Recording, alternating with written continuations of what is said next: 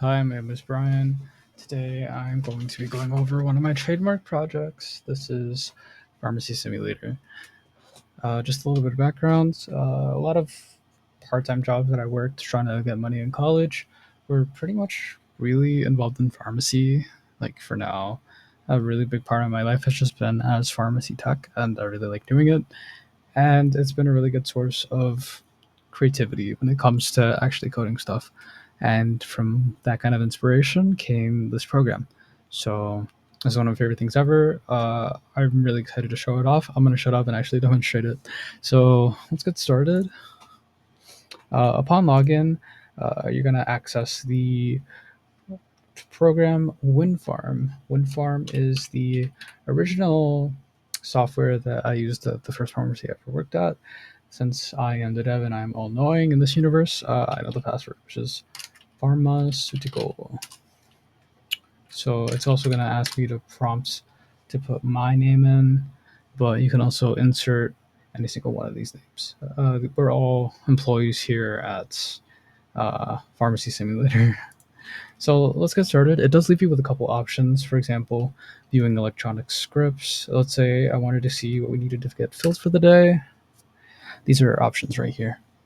So these are scripts to be filled. But let's say we had a patient come in. Let's say we had patients, I don't know, Bruno Mars.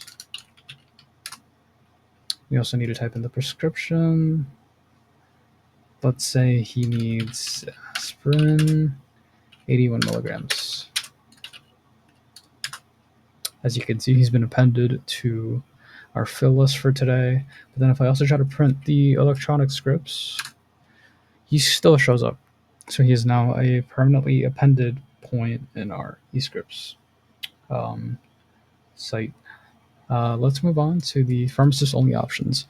For these, there is a special provision needed in the form of a licensing number. Since I know everything in this program, I'm going to input that number right now. It's a secret, do not tell anybody. If you get this number wrong, since this is a pharmacist only type provision, and since impersonation of a medical doctor is illegal in New York and in the rest of the United States, there is a little interesting case for if you get the login attempt wrong, a maximum of 3 times. But I'm not going to explore that right now. That can be explored for your own personal curiosity. So let's get started. Let's say we wanted to register the technician. Say we brought Richard on board. It's going to ask me to confirm. And as you can see, now we have 5 employees working for us. Welcome to the team, Richard. And let's say Richard himself needed a controlled substance for a patient. We'd go to option 4. Same thing as before, we'd input the licensing number. That's that multi-factor authentication. Okay, so now we input the name of the controlled medicine. Let's go with clonazepam. I'm pretty sure that this is a controlled seizure medication. So if we put yes, it is confirmed. We didn't put a dosage, but this is just to ensure functionality. Typically, clonazepam would be either 0.5 or 1 milligram, but ultimately it is in our controlled medicine records. So once we get this in the hypothetical order, we should be fine the next day. But let's say we wanted to place the order.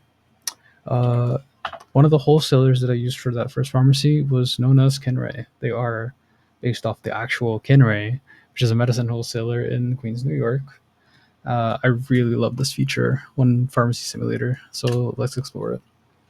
So right off the bat, P.H.A.R.M.A.C.E.U.T.I.C.A.L Inc. is going to pretty much demonstrate a variety of medicines. So let's say, for example, we needed Zigduo. The shopping cart will auto-numerate whatever you decide to buy. So if we go for something like Tramadol, which is number 15, it'll automatically alphabetize and auto-numerate any number of shopping cart items. This isn't the only functionality that I added to this. So I could also go minus to delete an item. Oh, I might just do delete item instead.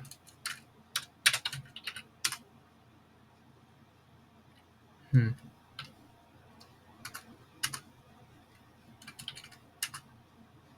Oh, finally. I think I might have just been hitting the wrong thing. So let's say I wanted to delete. Say I didn't want Tram at all.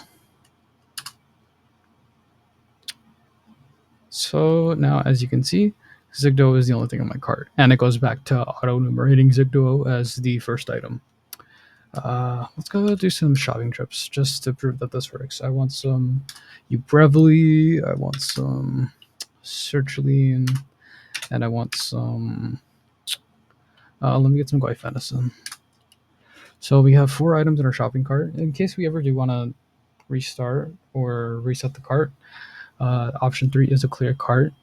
I'm not going to demonstrate this in this video, but let's say I did want to check out. It's going to confirm that these are the items that you want. So when we put yes, the order is placed and we get an invoice. But this is just part of it.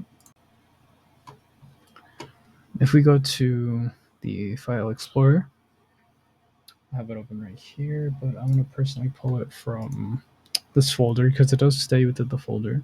If I reveal this in File Explorer, this is the tab right here. Some other programs that are pretty just specific to my website, but as you can see right here, this is the Kinray invoice. It's a little bit timed out because I did have to fix the screen, but this is the most recent one with the receipt on. And if we open it, we can see that it actually leaves its own little receipt in the form of a text file. So this is a Kinray invoice. This is the day that it was purchased, the time of the purchase, as well as the items purchased. And then a little fun added functionality, whichever technician is signed in will also be signed off when it comes to any sort of Kinray purchase. So as you can see, Guaifenicin, Sertraline, Ubrevely, Zigduo, Guaifenicin, Sertraline, Ubrevely, Zigduo. And this is probably my favorite feature of Pharmacy Simulator. So for now, let's log out. And this is my Pharmacy Simulator.